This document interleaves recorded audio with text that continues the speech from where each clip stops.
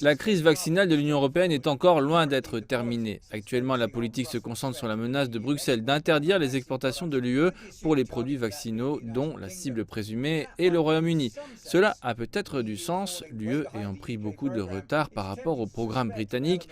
Il est tentant de soupçonner un élément d'injustice quelque part dans la chaîne de distribution.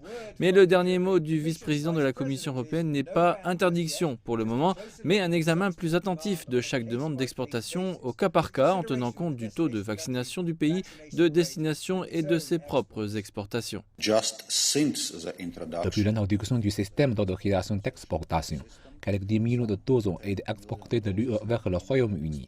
Aucune dose n'a été exportée du Royaume-Uni vers l'UE. Donc si nous discutons de réciprocité, de solidarité et disons de responsabilité mondiale, il est clair que nous devons également examiner ces aspects de réciprocité et de proportionnalité. Mis à part une usine Pfizer, en Belgique, le Royaume-Uni n'obtient pratiquement aucun produit vaccinal de la chaîne de production de l'UE. Maintenant, la découverte mercredi de 29 millions de doses du vaccin AstraZeneca dans un entrepôt en Italie complique la situation un peu plus.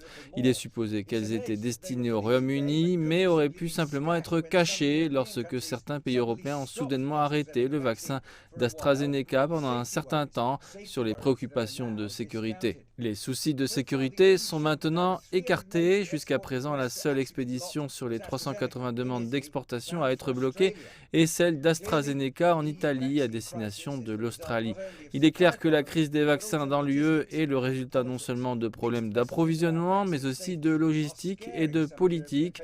Des messages contradictoires sur la sécurité des vaccins font peur à certains patients européens, ce qui a un effet sur la distribution inégale. En outre, Bruxelles prend toutes les décisions. Les départements de santé des 27 pays membres commencent à entrer en conflit avec un système centralisé qui s'avère pour le moins difficile.